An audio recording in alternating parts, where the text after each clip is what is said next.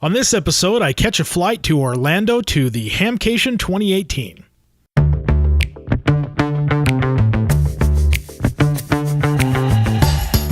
This is the Field Radio Podcast. I'm your host, John Jacobs, W7DBO, Whiskey 7 Delta Bravo Oscar. Thank you for clicking and tuning in and joining us on this podcast. If this is your first time listening, thank you for giving it a try. If you catch the episode on release day, you will notice that the show is being published now on Tuesdays versus Thursdays. The show will now release on Tuesdays to match up with the off week of the Ham Radio Workbench with George and Jeremy. Also, be sure to stop by fieldradiopodcast.org and sign up for a weekly newsletter. There are some exciting things in the works for 2018, and I will be a guest on the Ham Radio Workbench next week to discuss them with George and Jeremy. So be sure to subscribe to their new feed and bookmark their website, hamradioworkbench.com.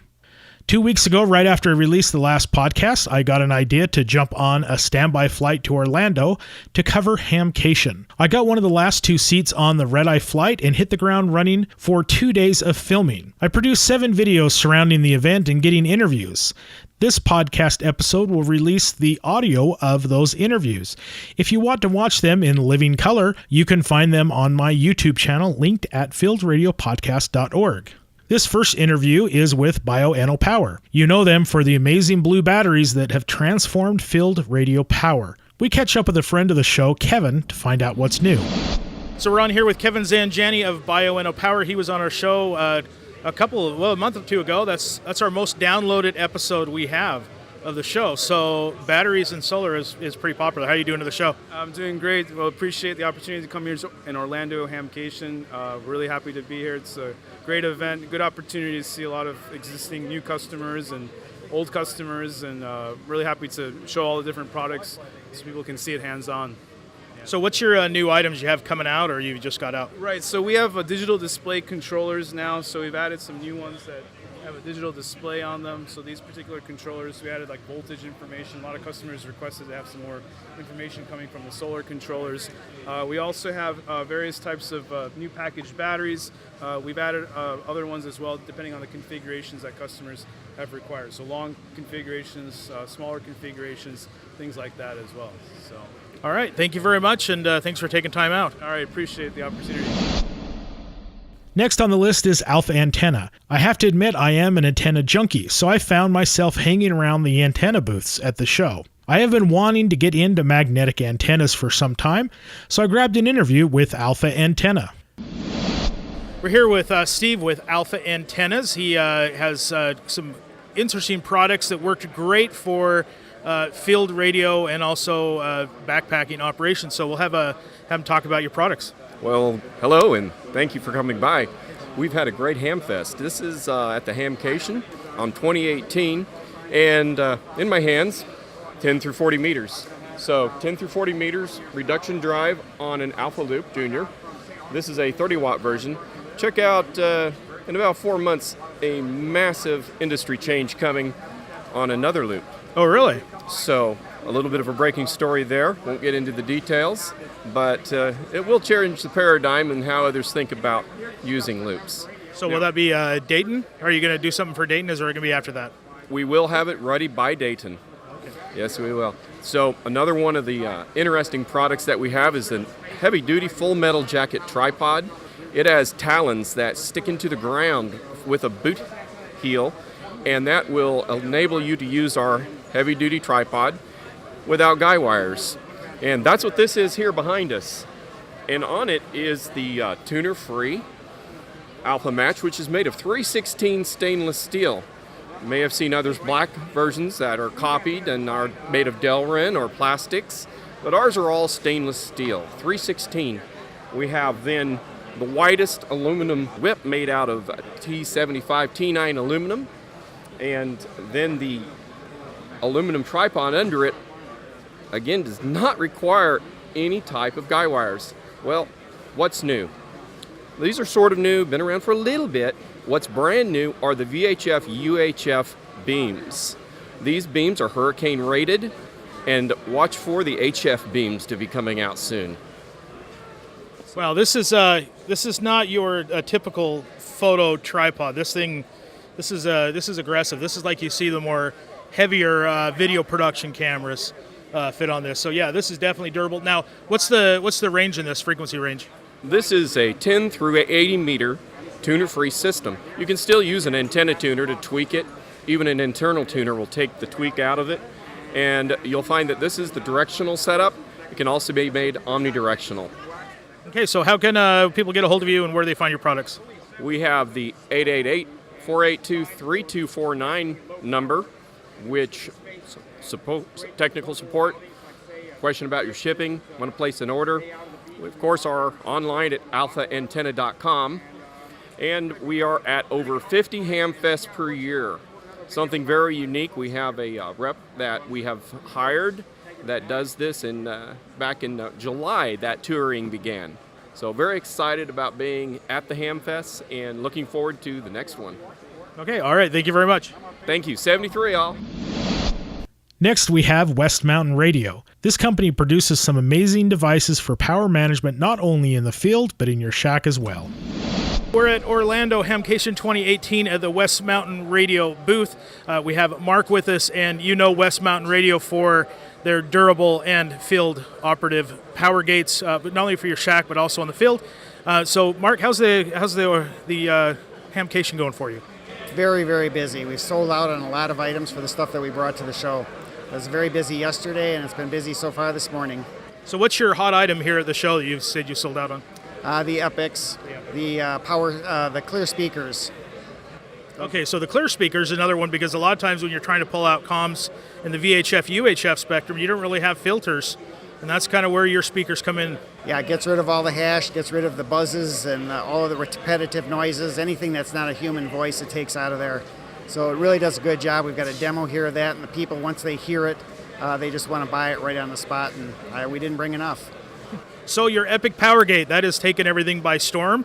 You've been able to combine your Power Gate with a solar charge controller, and the big thing was it went LiFePO 4, so stuff like Bioenno Power works with it. Exactly. It works for both the lead acid and all of the lithium technologies. The voltage drop is far less than our older Power Gate. Our older Power Gate is about 1/3 of a volt drop. The new one is always less than 50 millivolts drop. So it's a really more advanced thing. It means we also don't need the giant heatsink that we used to have. So it's got a microcontroller in there that shows you a lot about the status. You've got a USB port on there so you can see exactly what's going on inside the unit. Very popular. Yeah, so that's a great item for Go kits, Go boxes, but also SOTA guys. That comes in pretty light for being able to run solar on SOTA. Absolutely. Okay, anything else? How can they contact you and find out more information? Our website, westmountainradio.com, and there's a lot of information on the site, and support is always available. Okay, all right, thank you for taking the time. Thank you. In the Alpha Antenna booth was Videos by Mike YouTube channel. I got a chance to get his backstory, and he shared his setup with the recent storms that traveled through Florida. So we're here at Hamcation in Orlando 2018, and I ran into Videos by Mike. And Mike, it seems like you've been making videos since before even YouTube. You could say that around 2007 I started doing some guns and ammo reviews, and I stopped for a while, maybe a couple years after that, and my wife got into doing some cooking videos, so I started doing some cooking videos because I figured sooner or later you might run out of ammos and guns and cost a lot of money, and at least I can buy the food, make the videos, and I can eat it. So I decided, oh, this might be a good thing, and it took off, and actually my wife has got more subscribers than I have on her channel.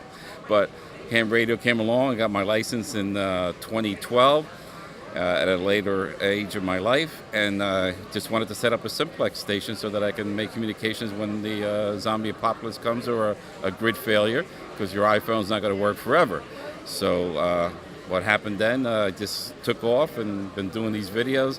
I met up with Steve here at Hamcation a few years back, saw his antenna, and I said, wow, does that really work the way he says it works? I've been trying it and beta testing for the last 3 years, and I'm just amazed how well it works in my condo in a home HOA situation.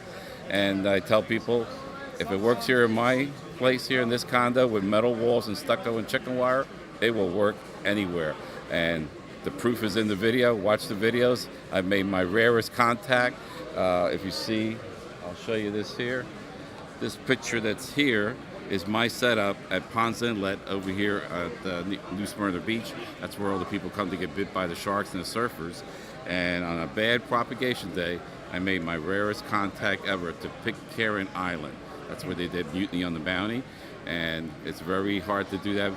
Members of my club who've been ham radio operators for 50 years have not made that contact, and I have it on film with a 5.9 QSO forever on video, so it doesn't get much better than that. That's great. The you mentioned like HOA. A lot of our listeners have that HOA issue. Where they live, but also you kind of talked about with the recent storms you've had, the ability to quickly deploy. And we always talk about field expedient antennas. Tell me a little bit more about that. I have the magnetic loop that I use there, and that'll do 40 through 10 meters on that, and I can deploy that during the last hurricane, Maria, that we had, where it affected Puerto Rico and some of the islands. I was able to broadcast on there from inside my condo with metal walls while everybody else is taking their antennas down or unplugging.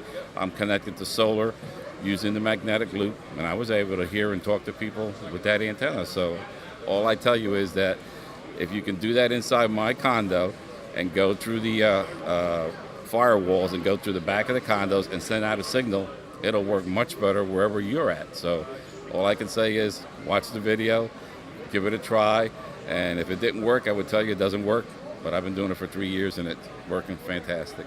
And so how do we find you? Is it Video by Mike on YouTube? Videos by Mike, just put in Videos by Mike, youtube.com/Videos by Mike. What's your wife's channel too, in case I get hungry? Channel is also www.youtube.com/Elba Cooks for You. Okay, and we'll put that you'll see that in the description below.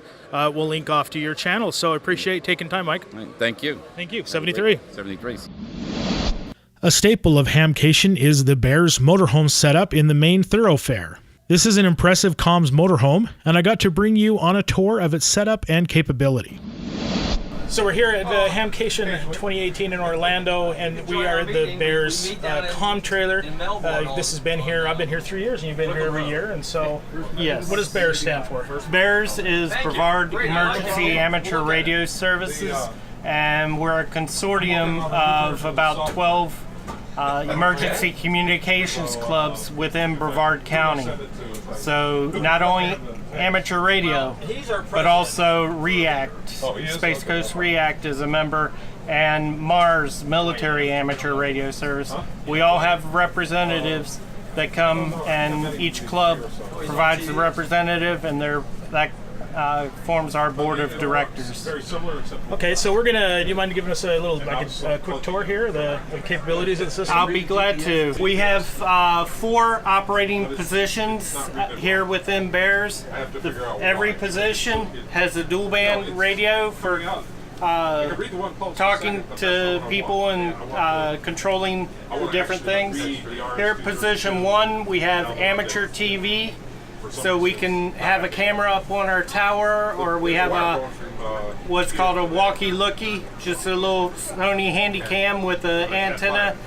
We transmit 1.2 gigahertz to the vehicle, and then we can retransmit out so someone can pick it up on their cable-ready TV that has an antenna plugged in on channels 58, 59, or 60, and all like that. We also have FRS, GMRS capabilities. I'm not president. We have radio here for VHF Marine radio capability. We have packet and Red Cross radios, so we can talk internationally with the Red Cross. Stephanie's thrown like 2,000. We have CBs. Our HF capability, our HF radios are modified for Mars Military Amateur Radio Services, so we can talk to the military. We also have part of Sedan for the state of Florida, has the statewide Emergency Digital Area Network. We're a member of that. We have that capability. We do FL Digi, WinLink.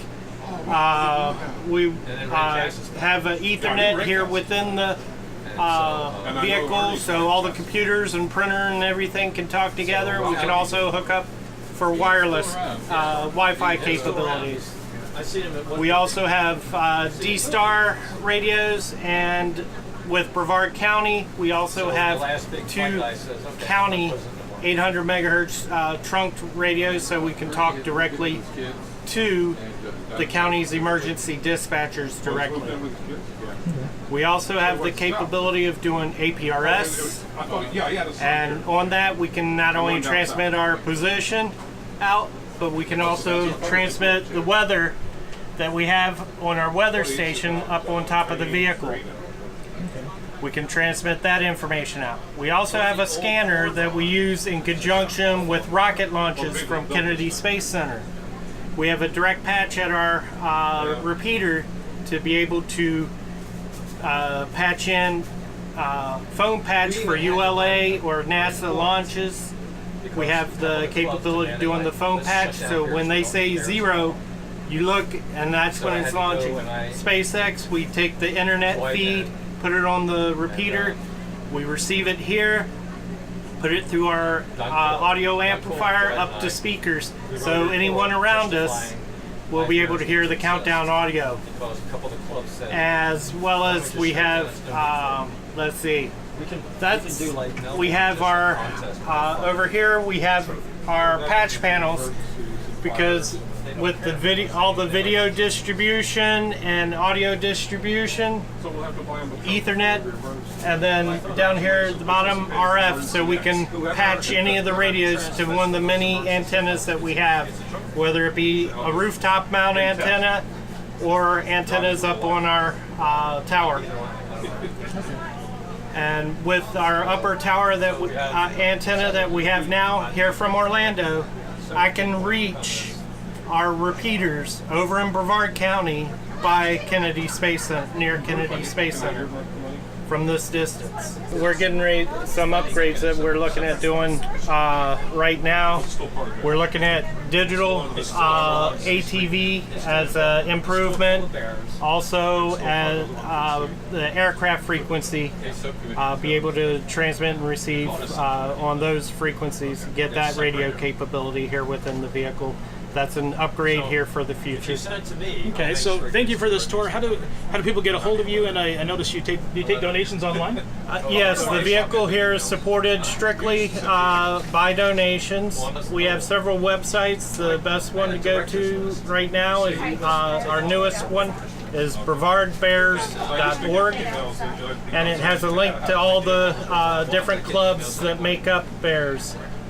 From Titusville to Palm Bay, Cocoa, Merritt Island, Kennedy Space Center, all of the clubs, even Space Coast React. Go ahead and get a hold of him. All right, thank you very much for the tour, Dwayne. Thank you. Thank you. Lastly, I bring to you an interview with Chris from Buddipole. My first HF antenna beyond a basic Invis antenna was the Buddipole. It's a great experimenter's kit to learn about different propagation patterns and configurations. Since it's not the fastest antenna to set up, I have found myself using it less. But after this interview, I'm excited to get it back out and bring you some videos this summer. We're here at Orlando Hamcation with Chris with Buddipole, and I've been a user of Buddipole for quite a while. I like to refer to Buddipole as the erector set of antennas. You have all the possibilities, and you can go out in the field and tinker and play, which is really fun to do with field antennas. Right, correct. In fact, we have a demo outside of the building right now, a gentleman, just a customer of ours, that came up with his own configuration, like a Lego set, modular design, mix and match parts.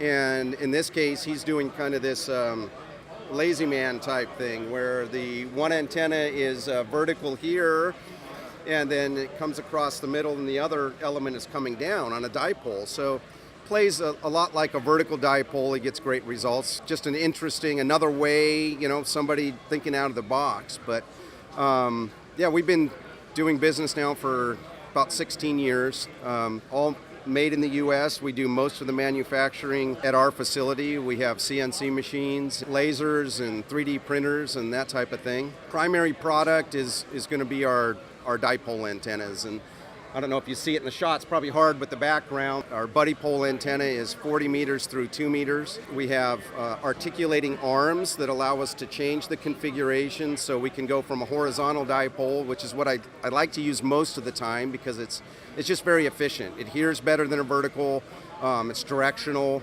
but there are times when other configurations, like a V or like an L, or I run a lazy L a lot of times, plays like a vertical dipole. That lower takeoff angle that gives you, particularly over salt water, is very effective. So I guess the key word here is versatility, quality of the products, just building this stuff in-house. We're doing our own coax cables, and just after years of selling other people's cables, we thought, hey, we can do this better. And so we now do a custom injection mold with ears at the end that retain a strap for strain relief, dust-proof, moisture-proof covers on the end, and mil-spec coax. And I don't know anybody else that's doing cables like that, but we just decided, hey, we think we can do a better job at it, and that comes with all of our antennas. Let's see what else I can talk about. We build Yagis out of these. I like to build a vertical Yagi with the dipole. You essentially have two halves of the antenna. Each half can be used as a vertical. So we do vertical Yagis, very low takeoff angle, just a killer over salt water.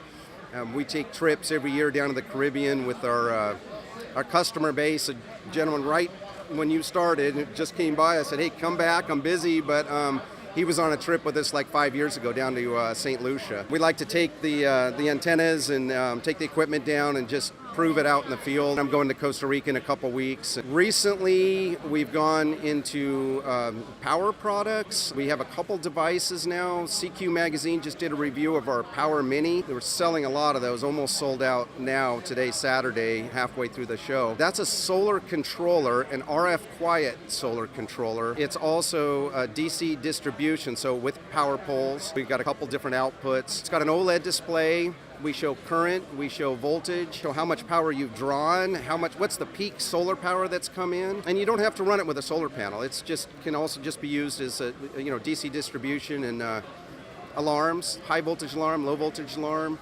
low voltage cutoff. Some really handy features. So that review in CQ Magazine is available to anybody in the digital version in December on their website. Yeah, we have antennas that go down to 80 meters and larger coils, air-wound, low-band coils, number of other just accessories to extend what you can do with the system. So. Yeah, one thing I've found is, I've had your Buddipole for a couple of years, and I think the biggest thing is the durability. You're not going to have parts that fail on you, essentially. Right. And the other thing I like is especially in an MCOM situation or something like that, you don't really know what your situation is going to be until you show up, and you don't want to bring 10 or 15 antennas. Right. And so you have this versatility. I've used it in the Invis format, and just use it for 40, 80 communications, just hopping over the mountain, which is a great versatility of using the system. So we just did some work with the Navy SEALs on a very low antenna to the ground. It's one of our dipoles, and we did a unique way of keeping that just elevated slightly above ground, and very interesting results with that. But normally we like to, as with an NBIS antenna, below a quarter wavelength for sure, and usually less than 20 feet, horizontal dipole low to the ground. And what we do is we run out the antenna arms, the coils, take the whips off the end, and we run wire down. So that allows us to make a broad-banded dipole that is inverted V dipole. It's full size, and but we have the coils that have about 30 feet of wire on each one. So it deploys in about half the footprint that a normal, full-size wire dipole would. So that's been very popular for NBIS work. Another segment are people in antenna restricted areas, small backyards. A lot of people here in Florida with HOA restrictions. RVers, had several folks at the show that are traveled here in RVs and using our system. And we have some smaller antennas, for smaller formats of our vertical and our dipole that are used for SOTA work. So that's another pretty good size segment for us. Yeah, that's what I was saying is you're really looking at if you want a all-in-one solution essentially. And I appreciate that you can buy a base kit, and then as you figure out the things you want to do with it, you just buy those accessories and intermatch, so you don't have to go down a SOTA road and realize your investment is all lost because now you're going down a different road. Everything is interchangeable, and it helps you pick and choose what you're interested in, so you're not buying a whole bunch of things you don't need. That's right. And I typically, I was just telling a gentleman earlier, I'll pull parts out of the kit, excuse me, and even leave the bag behind when I do SOTA stuff. I just have a small kind of day pack type thing, and I just pull out what I need to go up and do that SOTA, and I use a walking stick and I mount on top of that and some short guy lines. You're right, that versatility, the same antenna arms are used in dozens, if not hundreds of different configurations. We make a really neat little 2 meter and 440 J-pole right out of the bag, with the standard stuff. Our kit has everything you need to do that immediately. But other things, as you mentioned, like our 2 meter, 6 meter, 10 through 15 meter Yagis, 2 and 3 element, those use the same parts that come with the kit, but you need additional ones to get to that. You need additional telescopic whips for the 3 element, and you need some additional arms, but we're using the arms for the boom, and so we're making use of all of that in all these different configurations. All right, thank you for taking time with us, Chris. And you have a YouTube channel, you have a website. Tell people how they get a hold of you. We do. Just buddipole.com, and Buddipole is buddipole.com. And we also have a YouTube channel under Buddipole.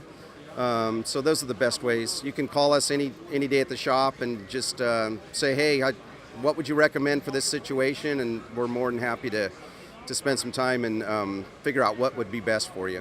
Yeah, I've done that before. Just call them and say, hey, this is what I'm looking for, and put together a package for me, something like that. So, but we'll put all the information in the links below, and I'd like to thank you for coming on the show, Chris. Yeah, man, thank you. My pleasure. All right, thank you. For the training item, I thought I would cover the purpose and types of nets we conduct on the air and how they play a role in everyday and disaster communications. This is a good primer for the new hams to our hobby to understand why we call it nets and how they function. Hello, this is John W7DBO with the training item, a primer on net operations. Why do we have nets? A major strength of amateur radio is the ability to share information in a group setting where one person talks and many other people monitor and copy traffic. This ability gives flexibility in an emergency or routine situation to relay information. However, if the traffic is not organized and following a set of protocols, the positive aspects of the system give way to failure with chaos and disorganization. During an emergency communication situation, a high volume of disorganized messages can quickly turn into an overloaded communication system into a disaster of its own. To prevent this, amateur radio has a set of protocols called a network, or short, a net. The mission of the net is to move traffic as efficiently and accurately as possible. The net manager is a person in charge of a net, but is most often not the person running the net. That is reserved to the Net Control Station, or NCS, who may be assisted by an Assistant Net Control Station, or ANCS. These positions will rotate through personnel as shift changes. The net manager may be in charge of several nets. The role of the NCS and the ANCS is to direct the net, control traffic, and determine priority traffic, and provide organization to what is normally a chaotic event. The NCS is not only responsible for the direction of traffic, but also responsible for the health and welfare of the operators in the net. This is why it is important to not leave the net until permission to do so. There may be net liaisons who has the responsibility to move traffic from one net to another. Ideally, the NCS has assistants and scribes keeping coordinated information. There are two types of net, open informal net and a directed formal net. Often, the open informal net will be a secondary net to the directed formal net. The directed formal net is a directed emergency net is created whenever a large number of stations are participating. Directed nets are preferable since the traffic can be coordinated and prioritized. In a directed net, stations cannot break into or interrupt the net. They listen and wait to ask for permission to pass traffic. Directed nets may use tactical call signs versus FCC-issued call signs to aid in shift changes. There are 5 different types of nets. First, traffic net. This handles formatted written messages between served agency locations or between other nets. Messages to or from outside the immediate area may be handled by a section-level net, and depending on distances involved, regional nets and area nets may be employed to get traffic out to functioning phone and internet locations. These nets may be voice or digital as needed. Second is a resource net. This is a net used for new operators to check in and wait assignment, or asking for relief or reassignment. A resource net may also be used to locate needed equipment or operators with specific skills. Several different resource nets may be utilized depending on the size of the event. Third is a tactical net. There may be one or many of these nets. These nets handle the primary on-site emergency communications between served agencies. There may be subnets created to handle specific types of traffic during high-volume emergency situations. Fourth, information net. An information net might be used to make regular announcements, disseminate official bulletins, or answer general questions. Typically, checking into information nets is not needed. And lastly, fifth, health and welfare nets. These nets usually handle messages between concerned friends and family and persons in the disaster area. Most health and welfare nets will be on the HF bands, but local feeder UHF and VHF nets may be needed. In conclusion, you may ask why there is no formal organization of nets prepared for an emergency situation ahead of time. The answer is until the emergency is known, the affected area defined, the needed nets are then known and can be organized. As the situation develops, new nets can be created, and as the situation resolves itself, nets can be closed or consolidated. I hope you have found this information helpful. This is John W7DBO with the training item. Please visit my website at w7dbo.net. That's Whiskey 7 Delta Bravo Oscar .November Echo Tango for additional information and reference manuals.